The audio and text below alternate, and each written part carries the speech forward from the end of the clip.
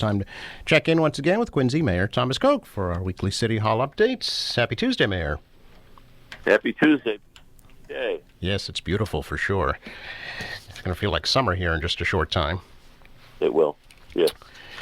That's okay. It's okay with me too. Yeah, absolutely.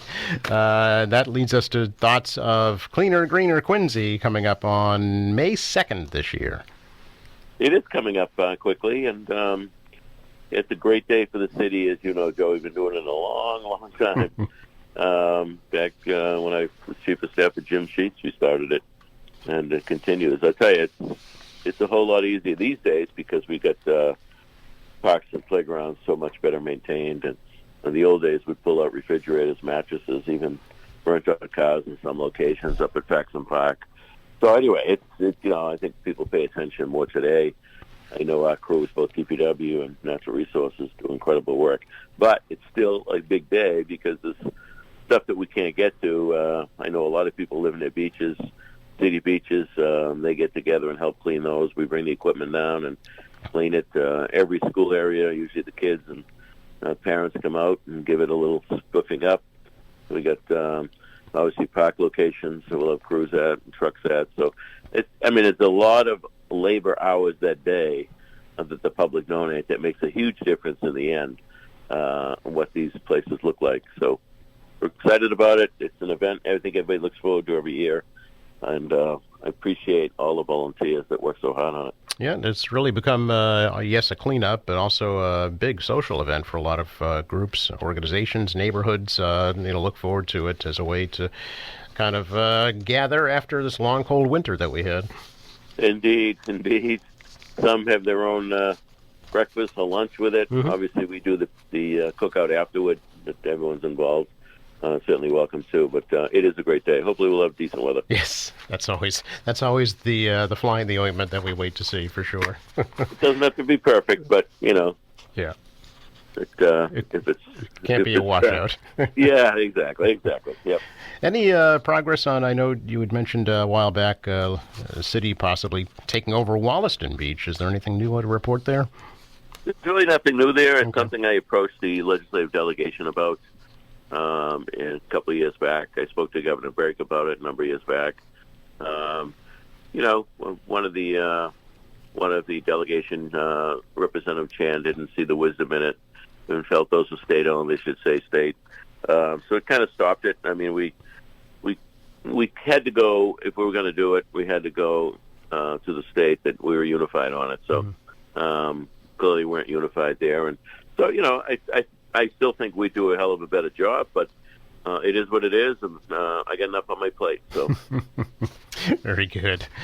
Can we talk a little bit, Mayor, about proposed ordinance in front of the City Council that was discussed last night, actually, regarding? I'll just read what the order states: establishing fiscal safeguards, reserve protections, and financial transparency. And I know that you don't attend these meetings, but do have a representative there who spoke on your behalf. Have you had a chance to review this?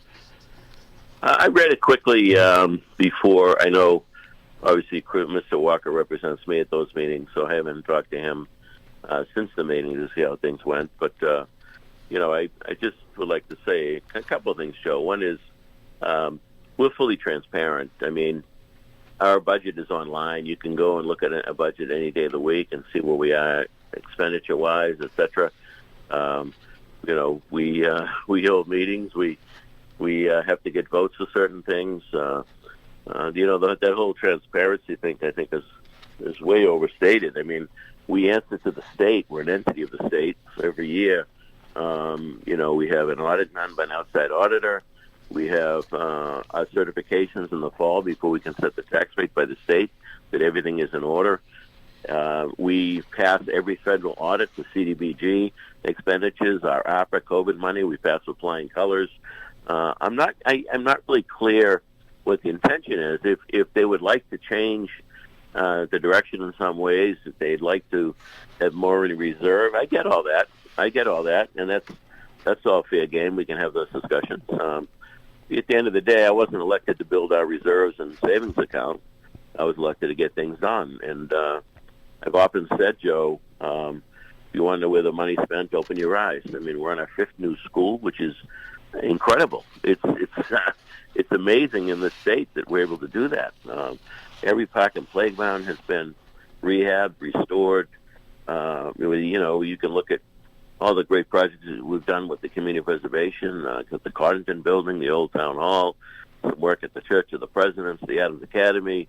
We're building seawalls, rebuilding roads, and I could go on and on. We're catching up on infrastructure. We're an old city. We used to talk about this stuff all the time, Joe. We're an old city, and these things have to be addressed. So you're kicking the can down the road. So at any rate, we'll continue to have these discussions, but I'm not sure any policy will really change my mind on how we should move forward. But at the end of the day, the people weigh in, and we listen to that. I mean, some of these people are newbies to the city, probably here 5 or 6 years. Before COVID, we used to do meetings all across the city on the budget, on where we were, and answer questions on our pension system, how things work. So I think the word transparency is a little overused these days, but the city council also has an appointee, a city auditor. The city auditor's role is to keep an eye on things and report to the council on things. So not really clear what the big hang-up is, other than some of them maybe just don't like to spend money, and I get it. That's fine. And when we go forward with projects, they'll have an opportunity to weigh in and make a decision to vote up and down on some of those projects. That's how it works. So again, I haven't caught up with Mr. Warkey yet on how things went last night, but we'll catch up today, I'm sure. Yeah, it was not voted on. It was continued to a future finance meeting. Yep. I understand your budget presentation to the council is coming up on May 4th. Is that right?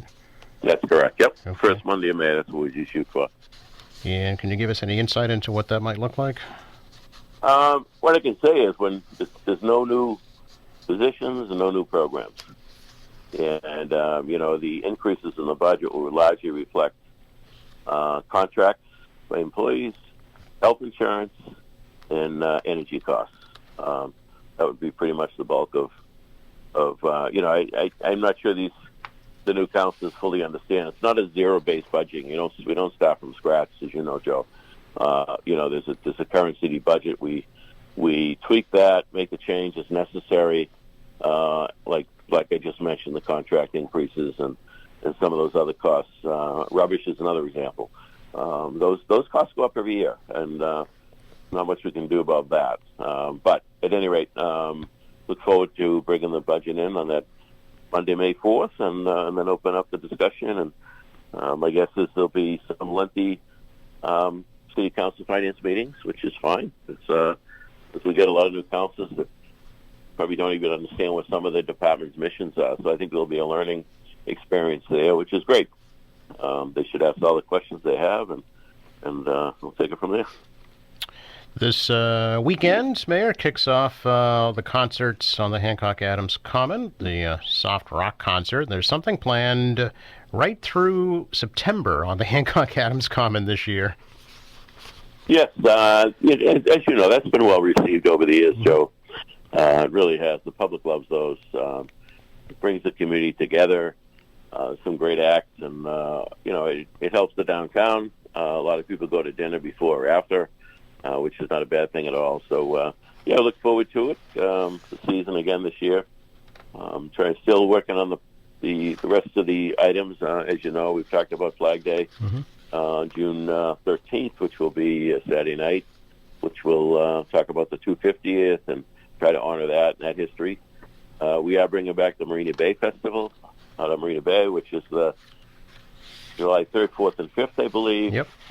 And then we got a smaller, tall ship that's coming in July 17th, 18th, that weekend. That will be open to the public. So a lot of cool stuff coming up. Still working on some other things, but the typical, the concerts on the Common. There may be a couple of things at Kilroy Square, working with a team on, whether we have some watch parties with the soccer going on. The typical truck festival in October will happen. That's always another well-received event with the music festival and the food trucks. So the staff's working hard on all these items, and I know the public loves it. Any concert at the stadium to talk about yet? No, we can't do what we did last year, but Yeah. we are trying to put something together, and more to follow. Okay, very good. Yeah, those were once in a lifetime, I'm sure. Absolutely. Yeah. There's a lot of resources committed. I mean, it's the 400, that's the stuff you do. But if going forward, we might do something much smaller version this year, but going forward, we'd never be able to have something there with the ticket prices so low. We can't, I mean, obviously Dan Quirk subsidized those events pretty heavily, which helped us keep the ticket prices within reach for the average person. So we're proud about that. But if we're going to continue to do it, we wouldn't be able to do that going forward. Sure. Appreciate your time, Mayor. Enjoy this lovely weather we're having. That's my plan. You too, Joe. Will do. Thank you. Bye now. Bye-bye.